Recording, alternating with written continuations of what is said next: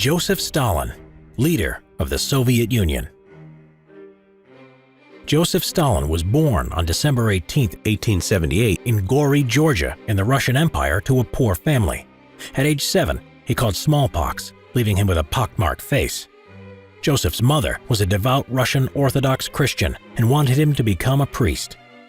In 1895, she sent him to study in Tiflis, the Georgian capital. However, he started reading the writings of Karl Marx and Vladimir Lenin after joining a secret organization which wanted Georgian independence from Russia. In 1901, he joined the Social Democratic Labor Party and organized protests and strikes for the revolutionary movement against Tsarism. A year later, he was arrested for coordinating a strike and sent to prison. Stalin would join the Bolshevik Party and use guerrilla warfare during the Russian Revolution of 1905. He impressed the party's leader Vladimir Lenin in his ability to organize meetings and strikes, as well as his ruthless techniques to raise money for the party by kidnapping and robbery. In 1907, he stole 250,000 rubles in a bank robbery in Tiflis to fund the cause. Around this time, he adopted the name Stalin, which means steel in Russian, or man of steel. During the Russian Revolution in 1917, Stalin ran the Bolshevik newspaper Pravda. By October, the revolution was over, and the Bolsheviks were in control. A civil war then followed with a Bolshevik victory.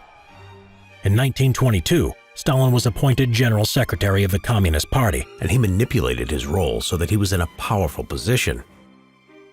Lenin died in 1924, and it was assumed that Leon Trotsky would be the next leader, but Stalin would make sure this wouldn't happen. He had Trotsky and other threats to his future leadership removed from the Central Committee and exiled. Eventually, Stalin was effectively dictator of the Soviet Union. In the late 1920s, Stalin would aim to turn the Soviet Union into a modernized, industrialized country, and he wanted it done rapidly. He developed 3 5-year plans between 1928 and 1938. Coal, oil, steel, and electricity production massively increased, but workers who failed to achieve their ambitious targets for production were executed or sent to the gulags. He also introduced collectivization to increase food production, seizing land originally given to the peasants and reorganizing it into collective farms. Mass famine was caused as a result and millions died, but Stalin saw this as a necessary evil to achieve the ambitions of his 5-year plans and transform the Soviet Union. As Stalin created a cult of personality through culture, he became more paranoid. Everyone had to praise him, and his portrait was everywhere from schools to factories. In 1934, Stalin had party member Sergei Kirov killed because of the threat to his power. Throughout the 30s, Stalin purged Communist Party members, and 81 of the 103 generals and admirals were executed in the Red Army. 20 million citizens in the Soviet Union were sent to the gulags or executed. In 1939, Stalin made a deal with Adolf Hitler and Nazi Germany. When Germany invaded the Soviet Union in 1941, the Red Army was not prepared and suffered massive losses, and it had not helped that Stalin had purged many talented officers during the 30s. Stalin refused to leave Moscow as the German forces moved further east. In 1942, the Red Army at Stalingrad were told not to give the city to German forces and to defend it at all costs, as the city bore Stalin's name. This was the turning point in pushing the Nazis back, and soon the Red Army was liberating Eastern Europe all the way to Berlin. The Yalta and Potsdam conferences in 1945 between the Soviet Union, USA, and Britain was tense. With the use of the atom bomb, the Allies did not need the help of the Soviet Union in defeating Japan. Stalin felt betrayed, and with the rivalry between the ideologies of capitalism and communism reignited, he grew more suspicious and paranoid of the West. The Cold War had begun. East Berlin and Eastern Europe, which were occupied territories by the Soviet forces, were transformed into satellite states, forming a bulwark between the Soviet Union and Stalin's former allies. As his health deteriorated in the early 1950s, and after an attempted assassination, Stalin's paranoia increased even to the doctors looking after him, which he had tortured to confessions of poisoning. He also ordered the head of the secret police, Lavrenti Beria, to investigate a new purge of the Communist Party, panicking members of the Politburo into wondering if they would be executed. Before this could happen, Stalin died of a stroke on March 5, 1953. At his funeral, huge crowds gathered to pay their respects, and 500 people were crushed as a result of people surging forward. After a power struggle over who would be the next leader of the Soviet Union from the inner circle, Nikita Khrushchev succeeded Stalin. While he was a Stalinist, he would denounce the dictator and reform Stalin's policies of terror and fear during a de-Stalinization process. Gulags, the Soviet Union. Gulags, or Main Administration of Corrective Labor Camps, were forced labor camps in the Soviet Union, created under Vladimir Lenin after the Russian Revolution, but made famous during the Stalin era. Prisoners would come into the gulags in large numbers during the years of collectivization of Soviet agriculture from 1929 to 1932, the peak of Stalin's purges during the late 30s and after World War II. Rich peasants called kulaks, criminals, Axis prisoners, dissident intellectuals, political and religious prisoners, and even innocent people were sent to the gulags as threat to Stalin's regime. Most of the gulag camps were located in the bitter cold wilderness of Siberia. The camps would be surrounded by barbed wire and fencing, with guard towers watching over any potential escape attempts. As well as the cold, disease, hunger, and violence were a common, everyday occurrence. Overcrowding was a big problem in the camps, and barracks were tightly packed, with lice infestations and poor heating. Prisoners were made to do forced labor such as chopping wood, mining, or constructing industrial projects. Refusal could result in starvation or execution. Some prisoners, rewarded with better rations, were also chosen as informers to report on the behavior of fellow inmates. For misbehaving prisoners, the guards would put them in solitary confinement cells, which were extremely cold and damp, with rations every few days. The odds of survival were low. Millions of Soviet citizens were sent to the gulags for going against Stalin's hardline communist rule in a time of paranoia. Following Stalin's death in 1953, gulags became less harsh and many prisoners were freed, reducing gulags in size significantly, but the system would exist all the way up until the Gorbachev era. Punishment in the Congo Free State under Leopold II, the 19th century.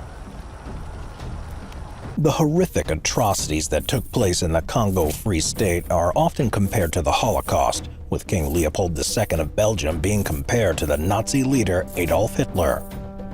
Between 1885 and 1908, Leopold II personally ruled the Congo in sub-Saharan Africa, which was largely unexplored at this time, as only the coastal areas had been claimed by other European countries. He named it the Congo Free State, which is rather ironic when you realize what went on there. The local population was anything but free. In order to acquire the Congo, in 1879 the king sent Henry Morton Stanley to survey the Congo River Basin area. He was a journalist and an explorer who, like the king, saw great economic possibilities in Africa. Under the guise of the King's Holding Company, which laughingly was devoted to free trade and the suppression of the slave trade, he established trading outposts along the navigable river, along with fortified military posts, built roads and bridges, and made treaties with over 500 Congolese chieftains. In return for putting their marks on the mysterious pieces of paper, the chiefs unwittingly accepted the flag of the Congo Association and only received cheap trinkets, bags of salt, and lengths of cloth for their trouble. The king found the perfect political moment to acquire the Congo during the Berlin Conference of 1884 to 1885. By now, many explorers were going to Africa to claim vast areas of land on behalf of their own country, and this had become known as the Scramble for Africa, and was leading to the carving up of the continent by the major powers. Using skillful and cunning diplomacy, Leopold was able to secure the Congo River Basin for himself, and this is when he renamed the territory the Congo Free State. Now he was the absolute ruler of an area that was nearly 80 times the size of Belgium. In addition to that, he found himself in the right technological moment in time. To consolidate his grip on the Congo, he needed the right tools. These tools hadn't been available to the colonists of old, but proved to be crucial now. A few thousand men were, with these tools, able to dominate a land holding 20 million Africans. The first of these modern tools was the weaponry. The primitive muzzle loaders were replaced by the new breech-loading rifles, such as the Albini, and if the Congolese wanted to resist, they could only obtain the former weapons, plus the traditional bow and arrow and the spear. The breech-loading rifles were far superior. They shot much further, were more accurate, and used quick-loading waterproof brass cartridges. Also, firing guns in the rain would no longer be a problem, as it had been when using gunpowder. Secondly, medical knowledge was just as important. Europeans weren't used to the tropical climate and the diseases it carried. This resulted in a very high mortality rate for them. Around about 1900, the Europeans had learned that quinine was a useful defense against malaria. Diseases such as malaria and hematuria were now better understood. Some researchers could also treat yellow fever and many other diseases. The death rates therefore dropped significantly. The final and most important new tool was the paddle steamboat. This was especially useful in the case of the Congo's unusual topography. These steamboats were able to make the long voyage from Europe to Africa easier and faster, which meant that a fixed travel schedule could be maintained. These boats carried the waves of Leopold's agents into Africa. Although Leopold had used the activities of Arab slave traders to justify becoming involved in the Congo, he completely ignored the fact that slavery was banned and illegal. By the final decade of the 19th century, John Boyd Dunlop's 1887 invention of inflatable rubber bicycle inner tubes and the popularity of the automobile dramatically increased global demand for rubber. Therefore, this rubber boom became a godsend for the king. He had accumulated a great number of debts due to his investments in the Congo and needed to make this whole enterprise profitable. Because harvesting rubber from a tree was faster and easier than from a vine, output could be increased and therefore more profit made. To make sure that the extraction of rubber from the rubber trees would be maximized, he created a labor policy and practically enslaved the natives. This policy is known by critics as the Red Rubber System, in reference to the African blood that was shed during this period. Methods included robbing the natives of their livestock and grain supplies, attacking them, and then taking their women and children as hostages. If the required quota of rubber was presented by the chieftain of the district, then the women and children were sold back to their families. They had to pay a couple of goats apiece for them. If a man refused to work, this could result in the death of his wife, and if a whole settlement refused to work for the rubber companies, then a detachment of soldiers from the Force Publique would be sent to destroy their village and kill anyone who was foolish enough not to flee the area. So, the workers were to extract rubber with minimal expenses and under terrible conditions. The agents Leopold had sent to the Congo used forced labor and slave labor to ensure this happened, and the quotas were met. In 1885, Leopold formally united his agents and mercenaries under the title of the Force Publique. Their purpose was to maintain law and order in the Congo Free State. These men enforced the rubber quotas and were armed not only with modern weapons, but also with the chicote. This was a bullwhip made of hippopotamus skin and was used to beat the natives for any misdemeanor or just for their own sadistic enjoyment. As if the beatings and abductions weren't bad enough, the soldiers of the Force Publique also used to cut off the right hands of the natives as punishment if they refused to work or didn't meet their impossible work quotas. Some managed to survive this mutilation, but many died, mostly when gangrene set in and the wound became infected.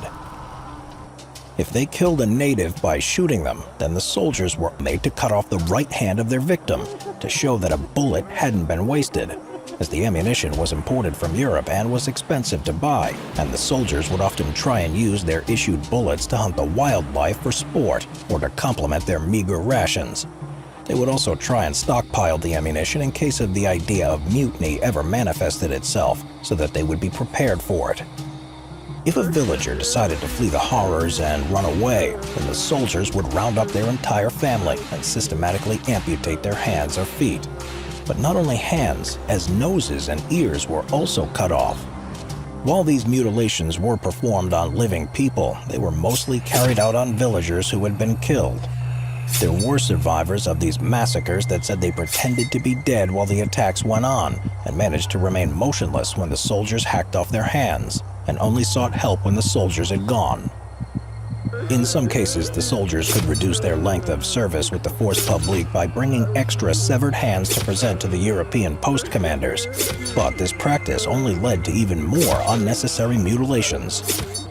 The hands became like a currency for the guards, and sometimes they were the resource they went out to harvest instead of rubber.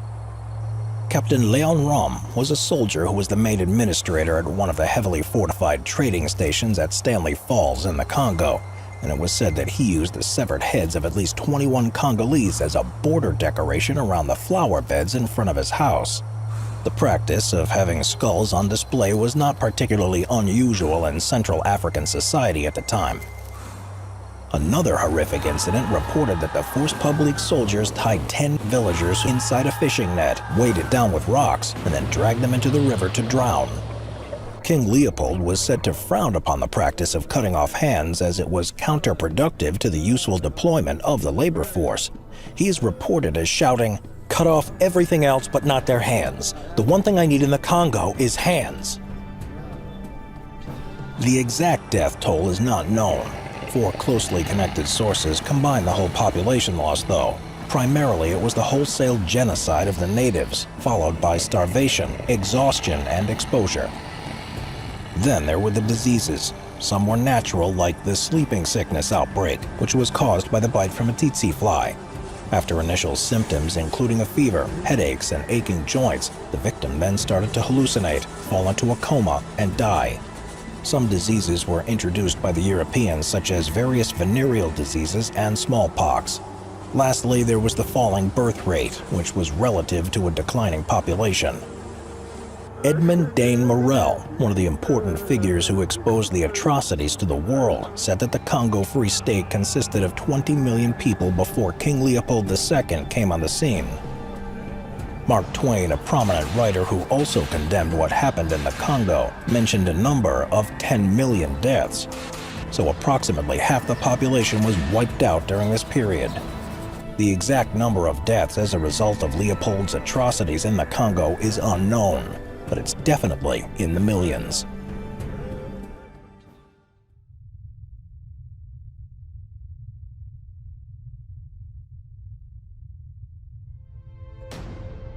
The Great Leap Forward, 1958 to 1962. In 1949, the Communist Party of China had emerged victorious after a brutal and bitter civil war. Their leader, Mao Zedong, set about radically transforming China, which, despite being a vast and highly populated country, was politically weak, very traditional, and lacking in industry. The Communists began to modernize China, drawing up the first five-year plan in 1952, emulating the Soviet model of industrialization. This saw extensive investment in heavy industry within the cities in the attempt to increase production. The problem was that in a nation where 4/5 of the population lived in rural areas, there simply wasn't enough people working in heavy industry to allow it to grow to the desired levels. As well as this, the rate of agricultural food production wasn't high enough to allow the industrial workforce to expand further and keep the workers fed. Mao therefore turned his attention to the countryside. Rural China was deeply traditional, with society based on the family and deference to the elderly. Peasants would work the land in small family groups, keeping most of their harvest and selling on small amounts. For Mao, seeking to build a communist society in which everyone worked for the state, and a nation which could rival the USA and USSR, this needed to change. Land reform, where estates had been taken from rich landowners and redistributed to the peasants, had taken place shortly after the communists had come to power. Collectivization, where peasants lost their own pieces of land and instead worked for wages on land owned by the state, had also begun to take place. Mao believed this wasn't enough to expand both agricultural and industrial production, and instead introduced the second five-year plan in 1958. This would become known as the Great Leap Forward. The Soviet model of development was now rejected. Agricultural and political decisions were decentralized. Technical expertise within the state bureaucracy were now distrusted, with political ideology emphasized. The plan was designed to get laborers in the countryside working at full capacity. This would allow an agricultural surplus, part of which could be forcibly purchased by the government in order to feed industrial workers and expand production in the cities. The plan also sought to find a method to organize rural workers to directly contribute to industrial production. To achieve all of these objectives, the establishment of communes was ordered on a vast scale. In a matter of months, millions of peasants were forcibly banded together in large-scale communes, numbering 20,000 or more people. These communes meant the complete end to individual small holdings, as now all farmers in the commune were responsible for the collective performance of their land. It was hoped that labor would be more efficient and food production would grow rapidly, therefore helping agriculture and industry to grow together and prevent the food shortages that had held back industry before.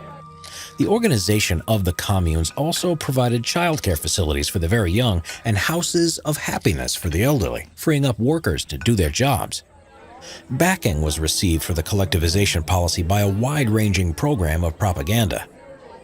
People were encouraged to contribute however they could, such as banging pots to deter sparrows from eating the crops or shooting them down. Millions supported the Great Leap Forward enthusiastically at first, especially as it meant readily available food in the commune kitchens regardless of how much work an individual had done. The policy also gave great power away and influence to local officials in the countryside, who had the role of managing the communes. Mao also wanted agricultural workers to contribute to industry under the slogan, "Walking on two legs." Agricultural workers were drafted from their jobs as farmers to work in the countryside factories. Backyard furnaces were also established where farmers with little to no experience would produce iron and steel. Everything from cooking pots to radiators were to be melted down, while wooden furniture and trees became fuel. The plan was to increase Chinese steel production from 5 million tons a year in 1957 to a massive 100 million tons annually by 1962. Towards the autumn of 1958, it seemed to many as though things were going well.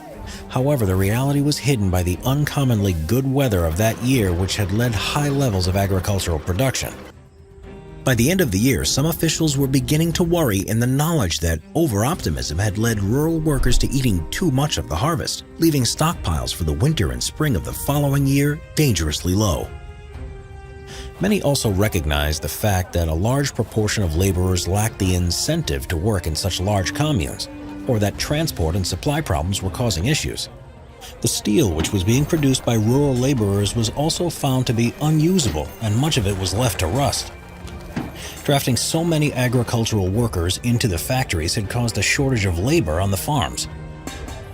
Scaring or shooting sparrows till they dropped caused a severe ecological imbalance.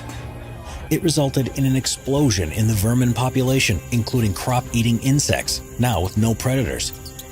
Deep plowing was another policy that caused great harm to crops. Instead of planting seeds in the normal shallow depths, they were to be planted 5 feet or 1.5 meters deep into the soil and extremely close together. The result was that this severely stunted the growth of the seeds due to overcrowding. Mao soon began to talk of scaling back the Great Leap Forward. However, political rivalry and suspicion soon intervened, with Mao ordering purges carried out against those who criticized his policy. This had the effect of encouraging local officials desperate to protect their positions to continue to support the Great Leap Forward, at times even more keenly than they had done before. Therefore, despite the fact that agricultural production had not expanded, these officials did not dare question orders requiring them to send a large proportion of the grain that did remain to the cities. This had the effect of terrible starvation in the countryside, which became even worse with bad droughts and floods in the harvests of 1959 and 1960. The communal kitchens where rice had been freely given in 1958 was now severely rationed in what people received, and in the worst cases, there was nothing available at all. Laborers who didn't meet their quotas would not receive their food rations, so those who were unable to work starved to death. There were accounts of people eating everything living or growing that was left: goose, cats, dogs, lime plaster of walls, and the leaves and bark off trees were consumed. After these were gone, people even resorted to cannibalism and murder to feed their extreme hunger. Despite the famine in the countryside, Mao continued to export grain worldwide and refused any foreign aid to maintain face and convince people that his plans were working. As the food supply going to the cities began to dwindle, famine also hit urban areas. The death toll for the Great Leap Forward at the lower end estimate is said to be 18 million, while upper estimates find that some 45 million people died. Mao was held responsible for this catastrophe by many people within the Chinese Communist Party. He remained as party chairman, but by 1962, many decisions to do with policy and the economy were taken over by other people. The communes were scaled back, individual farming was once again permitted, and industrial workers were given greater incentives to work hard. Mao, though, remained a powerful figure, able to launch the Cultural Revolution in 1966.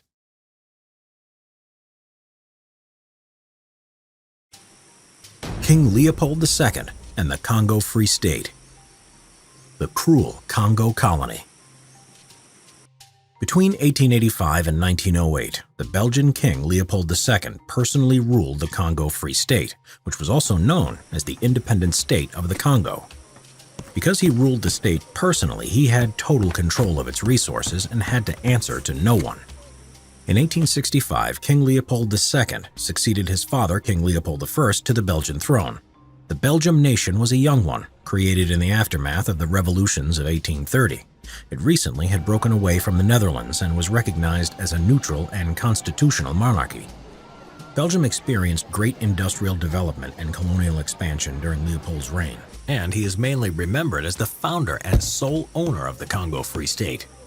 The brutal exploitation of the Congolese population in his pursuit of resources like ivory and rubber are infamous. The king believed that without a colony, a country could never achieve any historical significance. And in addition to that, he believed a colony would have great economic possibilities and could help spread Western civilization.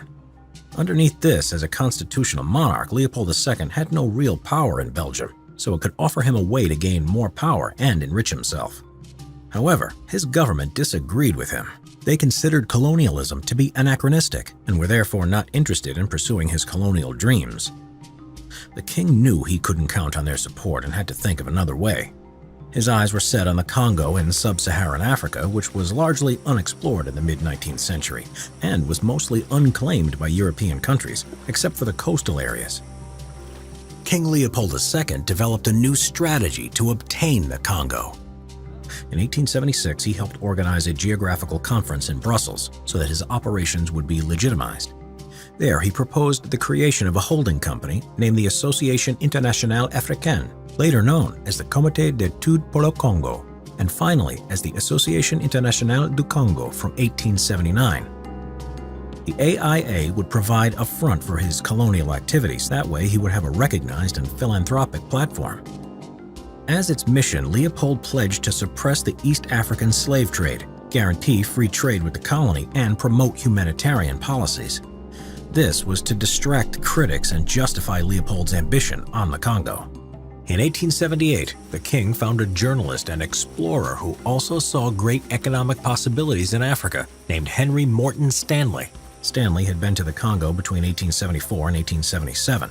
The king decided to hire him to survey the Congo River area in 1879. Stanley was to build roads and bridges, establish posts along the navigable river, and he had to make treaties with the Congolese chiefs. His exploration was under the guise of Leopold's holding company, which was devoted to free trade and the suppression of the slave trade. Stanley returned in 1882 and had concluded treaties with over 500 chiefs. These chiefs did not have a true idea of what they had signed and only received a few yards of cloth or a few trinkets in exchange for putting their marks on his mysterious papers, and thus accepting the flag of the Congo Association. King Leopold II was not the only person to see great opportunities in Africa. Many explorers went there trying to claim pieces of land. This became known as the Scramble for Africa and led to the division of Africa at the Berlin Conference from 1884 to 1885. Here, Leopold used skillful and cunning diplomacy and played the major powers against each other. He managed to get the Congo River Basin and change the name of the territory to the Congo Free State. Now, he was the absolute ruler of the basin, which was 8 times the size of Belgium. Europe had no way to enforce the general agreements made at the conference, which included further steps to root out slave trade and the protection of the rights of the local people. As the enforcement of these agreements was therefore impossible, Leopold was determined to make the Congo commercially profitable. Therefore, he ignored the fact that slavery was banned. The world was demanding rubber for the growing bicycle and automobile industry, and much of the resource was found in the Congo. The local people were put to work to collect the rubber and were to meet inhumane quotas under impossible conditions. The natives were to slash the vines and lather their bodies with the rubber and then scrape it off into the baskets.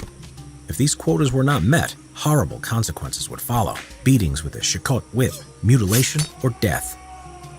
Those who refused to provide labor, rubber, or ivory met with the same fate. Leopold had set up his own private army, the Force Publique, to enforce these quotas and suppress any uprising. They were recruited or conscripted from tribes in the Okongo, Zanzibar, and British West Africa. As proof that they had killed a villager who didn't fulfill their quota, these soldiers were required to sever the hands off to show their officers, one hand for every bullet used. This was because the officers were concerned that ammunition was being wasted on hunting animals for sport. Desperate measures were taken, as the quantity of chopped off hands could pay for an unfulfilled rubber quota. There were even small wars between villages to provide enough hands, and soldiers would cut them off from villagers dead or alive. Léon Rom was the brutal administrator who was in charge of the Force Publique. He was known to decorate his flower bed with the severed heads of his victims and kept a gallows outside his house at Stanley Falls. While choosing to maximize his short-term economic gains, Leopold II exhausted the resources and enslaved the people. He managed to gain a serious income from this and amassed a personal fortune. But this was not enough to make it profitable, and more investments were needed. In 1889 and 1895, the king borrowed money from his own government. In return, the government would get the right to annex the Congo in 1901. That year, the government decided not to use that opportunity, and Leopold could continue his exploitations. The atrocities became clearer and clearer starting in 1890. That year, George Washington Williams, who was an African-American Baptist minister, made a trip across the Congo Free State. He was shocked by what he saw and wrote an open letter to the king condemning the brutal and inhumane treatment of the locals. He said that the crimes committed were done in the king's name, and even though he hadn't set one foot in the Congo, he would still be just as guilty. Unfortunately, Williams died on the way home, and therefore the king didn't feel compelled to investigate the accusations. But after this letter, other reports soon followed. A public outrage in the beginning of 1904, after European press revelations of what actually was going on in the Congo, led to an international protest movement. Prominent writers such as Arthur Conan Doyle and Mark Twain took part in these condemnations. Twain wrote a pamphlet called King Leopold's Soliloquy, and Doyle later in 1909 published The Crime of the Congo after supporting the campaign for reforms. Joseph Conrad visited the Congo colony, which inspired him to write the novel Heart of Darkness, and Léon Rom may have been the basis for the character of Kurtz. It is estimated that as many as 10 million people had died during the Congo Free State's existence, which was half of the population. In November 1908, it was over. The Belgian government forced the king to end his rule over the Congo Free State and give it to Belgium. Starting November 15, 1908, the Congo was a Belgian colony. China's Little Red Book. Quotations from Chairman Mao Zedong, 1964. There are a handful of books that have influenced hundreds of millions of people's lives over the decades, centuries, and millennium of human existence. Mao's Little Red Book, or Quotations from Chairman Mao Zedong, was one of these.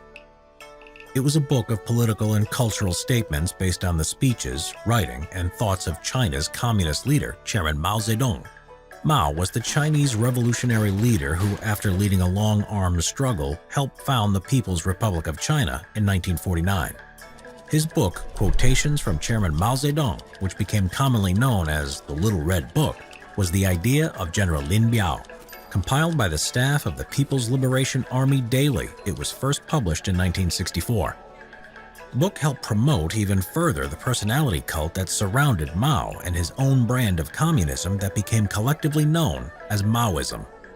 The book would be printed by the hundreds of millions, and it got its name from the fact that it had a vivid red cover and was pocket size.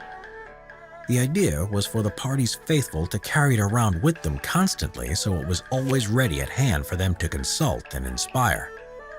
The book's slogan was, "Workers of the world unite," and at one stage in China during what was called the Cultural Revolution, it was almost mandatory to carry around a copy. The Chinese Cultural Revolution ran from 1966 to 1976 and was pioneered by Chairman Mao. Its aim was to rid Communist China once and for all of the devils of capitalism and imperialist Chinese traditions. The final version of the Little Red Book contained 267 quotations covering 25 topics such as war and peace, unity, discipline, women, criticism and self-criticism, imperialism, and correcting mistaken ideas. One section was on how to be a good communist and citizen, stating a communist must be selfless, with the interests of the masses at heart. He was to possess a largeness of mind, as well as a practical, far-sighted mindset. Another stressed how everyone was involved. Intellectuals, students, soldiers, and the average peasant were to involve themselves in political work and study Marxism and Leninism. It was at first only distributed among top officials in order to get feedback. Then an expanded version was given out to the People's Liberation Army. Finally, a year later in 1965, hundreds of print shops were set up across China and it was made available to the masses.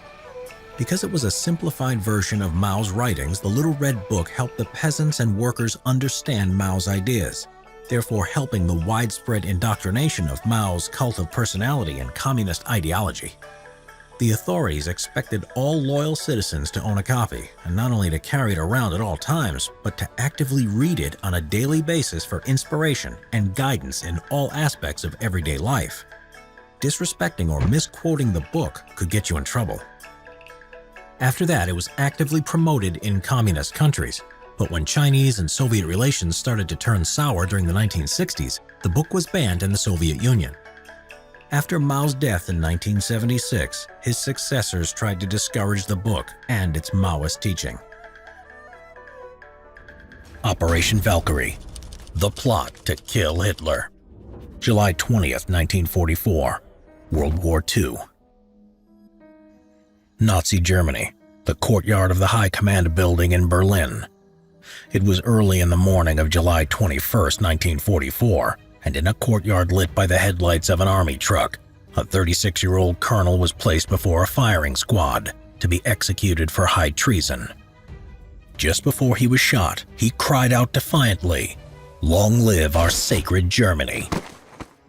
So who was this man? His name was Klaus von Stauffenberg, and apart from being an officer in the German army, he was also a war hero, having been awarded the Iron Cross First Class. He was also of noble blood, holding the grand title of Count of Stauffenberg, his family being one of the oldest and most distinguished aristocratic Catholic families in southern Germany. At the beginning of the war, Stauffenberg took part in the Polish, French, Russian, and North African campaigns. He was also the man who nearly assassinated Adolf Hitler. Hitler had survived several assassination attempts prior to this, but this was to be the very last.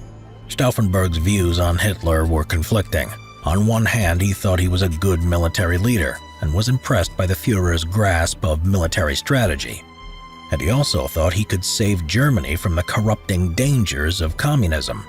But he had serious misgivings about his social policies, which went against his strong Catholic, Christian, and political beliefs. Stauffenberg thought that World War II was an unnecessary war, feeling the conflict could and should have been avoided. This view was quickly reinforced as the war unfolded. He was first approached about joining the German resistance as early as 1940, but he declined out of loyalty to the oath he took to obey the office of the Führer that Adolf Hitler held. So at this stage, he felt honor-bound to not get involved with the resistance. But he became further disillusioned with what he saw when he took part in the invasion of Russia in 1941, and was particularly disgusted by the SS's violent treatment of the Jewish population. By 1942, he was meeting regularly with opponents of Hitler and coming around to the idea that Hitler's removal was the only way to save Germany. Stauffenberg was sent to Tunisia to join the Afrika Corps to take part in the North African campaign. In April 1943, his unit was strafed by an RAF fighter bomber, and he was severely injured, costing him an eye, his right hand, 2 fingers on his left hand, and damage to his legs. He spent 3 months in a hospital in Germany recovering from his wounds. Once recovered, he could no longer carry out combat duties, so Stauffenberg was assigned to the office of General Friedrich Olbricht in Berlin. Olbricht was the chief of the General Army Office. Among the many things that his office had worked on, Olbricht was to develop the contingency plan, Operation Valkyrie. This was to be used in case of internal uprising or unrest, which was becoming a possibility as Germany was losing the war. Ingeniously, the German resistance realized they could use this plan to mobilize the reserve army to suppress the Nazi government as the conspirators who were seizing control for themselves. For the plan to work, Hitler had to be dead, and this would allow for Operation Valkyrie to be activated and have his inner circle falsely arrested, framing them to look as if they were the heads of a fictitious coup attempt. Then the true conspirators would form a government more acceptable to the Allies, which they then hoped could negotiate a reasonable peace with them. Stauffenberg was crucial for this plan to work, as his duties in his new position included him attending regular meetings with Hitler and his high command. So a plan was formulated with Stauffenberg and his growing band of fellow conspirators, that he would have a bomb with a 10-minute timer hidden in his briefcase among his papers.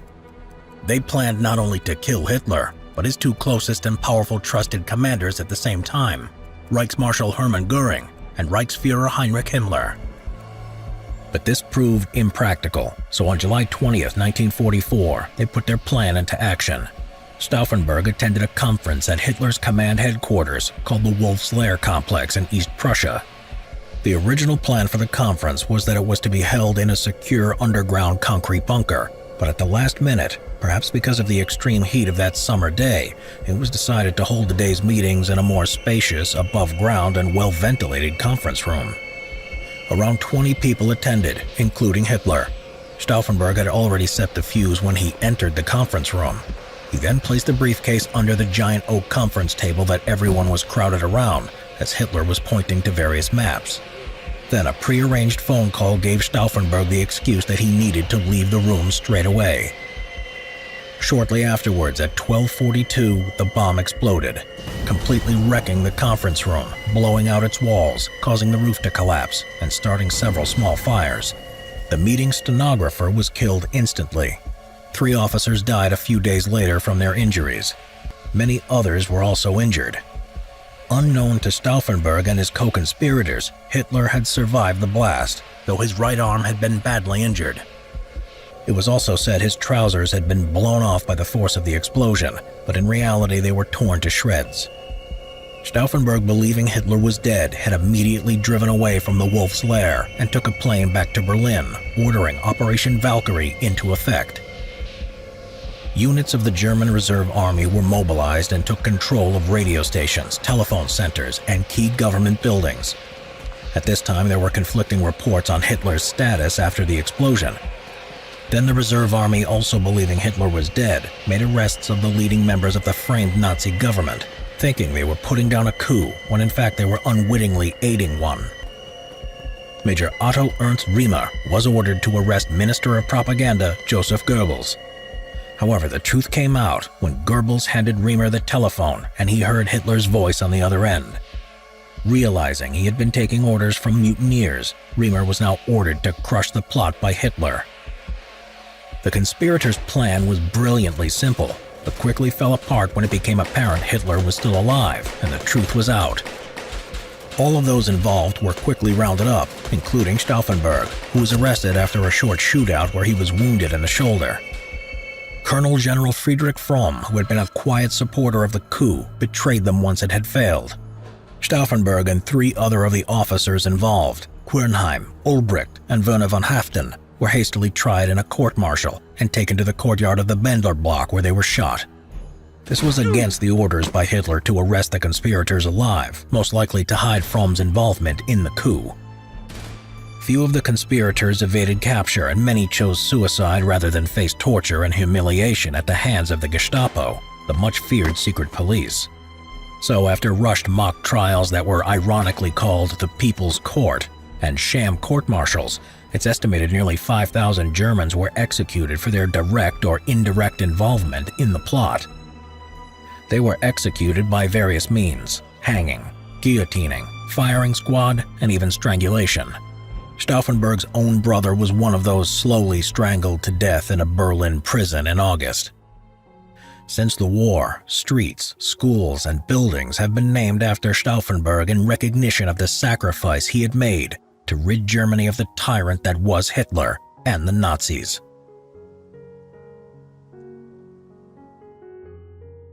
A day in the life of Stalin. Joseph Stalin, originally Ios Vissariones Dzhugashvili, was born in the small Georgian town of Gori in December of 1878. He grew up poor but excelled at school. After a brief stint in a seminary, Joseph became interested in socialist politics, inspired by the writings of Karl Marx. By 1912, Vladimir Lenin, who he had first met in 1905 at a Bolshevik conference in Tammerfors, Finland, had made him a member of the Bolshevik Central Committee. This paved the way for him to play a key role in the Bolshevik uprising of 1917, which brought about the demise of the Tsarist Russia and ultimately led to the establishment of the USSR in 1922. After the death of Lenin in 1924 and the ensuing power struggle, it was Stalin who emerged victorious, ruling the USSR with an iron fist until his death in 1953. It's believed that Stalin was responsible for the deaths of at least 6 million people, while some scholars have argued that the figure was closer to 20 million. Stalin is therefore considered to have been one of the most ruthless and notorious dictators of the 20th century. Despite the brutality of his regime and the violence often shown towards those who lived under its authority, Stalin was a crucial ally in the fight against Nazi Germany. Without the Soviet Union's role in World War II, it's very likely that the Allies would have failed in their attempt to liberate Europe from the Axis powers. At the outbreak of the so-called Great Patriotic War, Stalin increased his workday significantly. According to Field Marshal Georgy Zhukov, Stalin worked as many as 15 hours a day and took no less than 5 leading positions upon himself. These responsible roles included Supreme Commander, General Secretary of the Central Committee of the All-Union Communist Party, Chairman of the Council of People's Commissars of the Soviet Union, Head of the State Defense Committee, and People's Commissar of Defense. Aware of the mounting stress on the Supreme Commander, Zhukov was cleverly able to gauge Stalin's mood. When drawing deeply on his pipe, it meant he was in a good mood. If, however, Stalin failed to light his pipe once it was out of tobacco, it was a sign of impending anger. This understanding allowed Zhukov to deal with Stalin in a way that the other generals couldn't.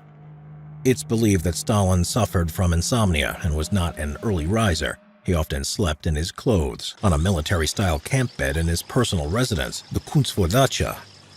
Failing any earlier emergencies that required his immediate attention, he usually rose at about 11 a.m. to receive the first reports on how the war was progressing. Stalin would have a light breakfast before spending several hours working, which involved taking reports, issuing orders, and conducting meetings either at his home in Kunstvo or at the Kremlin. Twice a day at noon and 9 p.m., he received updates from his Stavka plenipotentiaries, men who were directly overseeing the war effort. Failure to submit these reports was met by a harsh rebuke from the supreme leader, often in the form of threats against their position within the government and even against their lives. In the early hours of the evening, Stalin would head to his office, known to the regime insiders as the Little Corner, which was on the second floor of the Kremlin. From here, he would run sessions of the GKO, the Soviet State Defense Committee, which can be best compared to a war cabinet. These sessions would go on for many hours, sometimes not ending until well into the night. This was a particularly tense time of day for Stalin's underlings, both military and civilian. The dictator's paranoia became increasingly worse throughout his reign, and entry to the Little Corner was tightly controlled. No weapons were permitted, and everyone, no matter their rank, had to carry their identification papers. Visitors were encouraged to never disagree with Stalin, not to engage in small talk, and to leave his presence quickly once they had finished giving their report. The threat of arrest was ever present. At the end of Stalin's heavy workday, he would frequently invite other high-ranking members of the regime to join him for dinner at Kunstvo, often to be followed by a movie. These were not the kind of invitations that could be turned down. After his men were finally allowed to return to their homes for a few hours of much-needed rest, Stalin would end the day reading books before finally going to sleep in the early hours of the morning. Whilst Stalin had the luxury of not having to rise until late into the day, many members of the regime were not so fortunate and had to be ready for work in the early hours in order to ensure that the state ran smoothly. Stalin's control over the lives of those who worked for him, including his generals, was so pervasive that many of them were even given set sleep times. Alexander Vasilevsky, chief of the General Staff of the Soviet Armed Forces and Deputy Minister of Defense, for example, was told that he had to be asleep between the hours of 4 a.m. to 10 a.m. Stalin would personally phone him during these times to ensure that his orders were being followed. Such was the extent of Vasilevsky's workload, though, that he was forced to order his staff to lie to Stalin and say that he was resting when he was in fact trying to sneak in a few extra hours of work. In the early years of the war, while there was still a serious threat of defeat by the Germans, Stalin was not a heavy drinker. He also strongly encouraged sobriety in those who worked for him. From 1943 onward, though, this began to change, and Stalin's near-nightly dinners became increasingly drunken events, especially for his men. These affairs usually began late in the afternoon, when Stalin's magnates would receive invitations to join him for dinner. As before, these were not the sort of invitations that could be declined. Over the course of the next 6 hours or so, Stalin's associates were encouraged to drink to excess. Stalin joined in the drinking, although his drinks were often watered down on medical advice.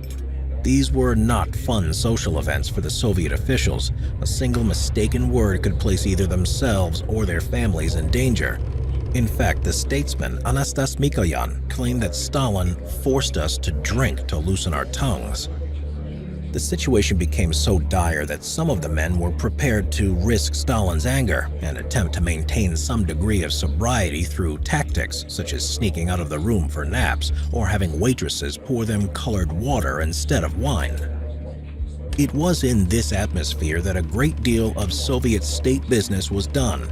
Throughout the evening, Stalin would continue to issue orders, receive messages, and even approve executions if necessary. According to Field Marshal Zhukov, many decisions relating to the armed forces and the security of the Soviet Union were regulated in these unofficial meetings, as the contingent of the gatherings largely consisted of the USSR's highest-ranking officials. Late into the night, usually around 2 a.m., Stalin would suggest watching a movie, sometimes more than one. He is known to have favored westerns, detective films, and gangster movies. After this, he would sometimes suggest another bite to eat, meaning that his poor, exhausted, and now hungover officials often didn't get home until well past daybreak. As in earlier years, Stalin would end his day reading books before finally falling asleep. This state of affairs continued until March 1, 1953, when Stalin suffered a massive stroke. He lingered on for several days before ultimately passing away on the evening of the 5th. Following the appropriate preparation, his body was then displayed in the famous Hall of Columns for mourners throughout the Soviet Union to visit. Hitler's personal train, the Führersonderzug. During Hitler's occupation of Europe in World War II, Hitler needed a way to travel the continent and a headquarters that was constantly on the move. His answer? A train. Hitler first started using his personal train in January 1939, after commissioning several coaches between 1937 and 1939 that were made from welded steel, and each weighing over 60 tons. A few months later, in August, the German railway authorities, the Reichsbahn, christened the wartime version of the train as Führer Hauptquartier, or Führer's Headquarters, later codenamed America. But once most code names for German military trains were replaced on the 1st of February 1943, it was renamed as Brandenburg. The wartime Führersonderzug, meaning the Führer's special train, was used to visit many battlefronts and theaters of war across Germany, Poland, Italy, and France. However, the train itself is shrouded in mystery. We will never know exactly what parts the train consisted of, as after each journey, all documentation on it was destroyed, so it could not be used against the Nazis. Moreover, Hitler's personal carriage was blown up on the 27th of April 1945 by Hitler's trusted employee, Julius Gregor Schaub. But leaked information from June 1941, as well as extant Reichsbahn records, have given us some idea as to its basic makeup. The Führersonderzug was rearranged occasionally during its lifetime. Consequently, it would have measured between 300 and 430 meters in length and would have had 10 to 16 components. The first components were the two locomotives, initially only one, immediately followed by a flatbed Flakwagen, which was designed to look like a normal freight wagon but had two anti-aircraft guns placed on top of it. A baggage carrier followed the Flakwagen, and then behind that was Hitler's personal carriage, the Führerwagen. Hitler's carriage must have been sizable because it consisted of two antechambers on each side, a bedroom, bathroom, showers, sitting room, and 3 guest quarters. Next was the Befehlswagen, the command car, where Hitler's staff officers worked. The first half of the wagon contained a conference room containing maps and 3 telephones. In the second half, there were 4 rooms which acted as the communications and deciphering center, with switchboards, a radio transmitter, and a Morse code receiver, so Hitler could receive important information even on the move. Next was the big light Kommandowagen, barracks for Hitler's 22 SS bodyguard soldiers and Reich Security Service, the Reichische Steicheinstdienst, or RSD for short, followed by the dining carriage, 2 guest carriages, and the bathing car.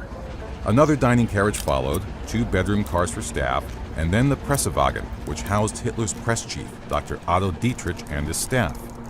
Propaganda was an important part of Hitler's hold over Germany, and it was important that the press went where he did. The final 2 carriages were another baggage car and Flakwagen. When Hitler wished to travel by the train, he had to give up to 2 hours' notice, as it was usually kept at the Tempelhof maintenance depot in Berlin. The route and any stops along the way were kept to an absolute minimum, and only a select few trusted staff knew information on where the train would travel. Policemen would be sent to patrol small portions of the track so as to thwart any assassination attempts, like blowing up the train by the Allies or anyone else. Similar to the Germans' other special military trains, coaches would often follow the Führersonderzug or move ahead to confuse hostile enemies. Any station the train stopped at was heavily guarded, and the platform was emptied of all luggage, carriers, and containers. Railway police guarded all entrances and exits, and Hitler's RSD commander, Johann Rattenhuber, was automatic head of railway police for the duration of the journey. Before each journey, the Führersonderzug was carefully swept for explosives or concealed weapons, and at the end, every account of the journey, from notes to written orders, timetables, and documents, were collected, counted, and destroyed to hide the train's journey history.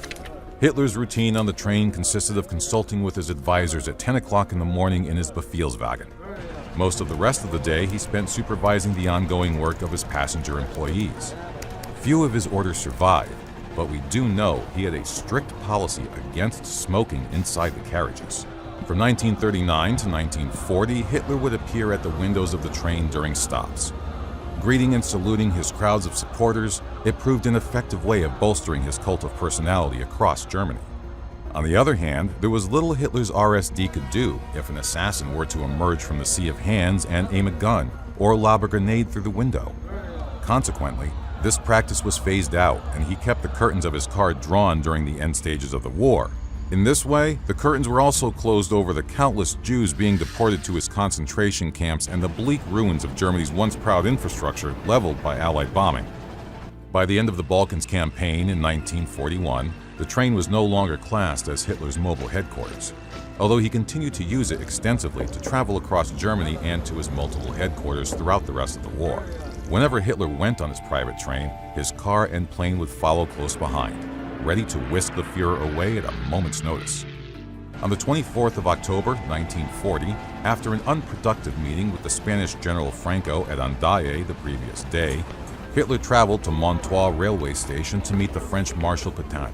It was in the dining car of the Führersonderzug that the Führer and Pétain first verbally discussed a state collaboration between Vichy France and Nazi Germany. Pétain announced his collaboration to the French public 6 days later. On the 27th of August, 1941, Benito Mussolini, Prime Minister of Italy and Germany's ally, met Hitler at Anlage Süd to discuss their Soviet Union campaign. Both men traveled by train to a location where 2 reinforced tunnels were built 30 kilometers from each other. The tunnels, completed by hundreds of Polish concentration camp workers that summer, perfectly fit the special trains and could be sealed in case of attack. Hitler's Führersonderzug was parked in the Streifstoff tunnel and Mussolini's in the Steppene, and Hitler never once left the train. Each of the tunnels were 480 meters in length, 8.3 meters wide, and 12 meters high. They were reinforced with 2 meters of solid concrete, with the aim being to resist heavy aerial bombardment until support arrived. Shockingly, the enormous and expensive bunker tunnels would only be used twice by the Führer over the course of the war, the second time with Mussolini in October, 2 months later. There were multiple attempts on Hitler's life throughout the war, but one that never made it off the planning board was the British idea to bomb the Führersonderzug. The British Special Operations executives had extensive explosives training and were confident they could successfully blow up the train. The plan never came to fruition, however, as it was deemed infeasible due to Hitler's extensive preparations before his journey on board the train. His route was too unpredictable for the British to plant a bomb somewhere useful. Stations were only informed of his arrival minutes beforehand, and he would travel at irregular times to throw them off the scent. To be successful, an assassin would need immediate and secret access to all this insider information, as well as somehow avoiding the surveillance of the permanent railway guards. Once that idea had been scrapped, a short-lived plan was to instead add 768 grams of what was called eye poison to the train's kitchen water supply. Eye was a lethal substance that would only show its effects after nearly a week and had no cure. The assassin would be a foreigner, recruited to wash the train's carriages, and would find an opportunity to pour the poison into the 540-liter water tank of Hitler's private dining car. While passenger food and bottled drinks were carefully checked, the British SOE believed the tap water was not. Therefore, given that Hitler was fond of drinking tea, the poisoned water would not likely be noticed when he mixed it with milk. However, this was quickly labeled as too difficult. Hitler's last journey on the Führersonderzug was on the 16th of January 1945, when the Nazi leader left his headquarters in Alderhorst to go back to Berlin. Although Hitler tried to destroy the train by ordering the SS to blow it up, his 2 steel carriages survived the war. They were split between the USA and Britain, who later returned the parts in the 1950s. The German Chancellor, Konrad Adenauer, used some of the parts for his own train, and other bits continued to be used until 1990 before they were eventually retired. You can still see some of the remaining cars today in various museums across Germany.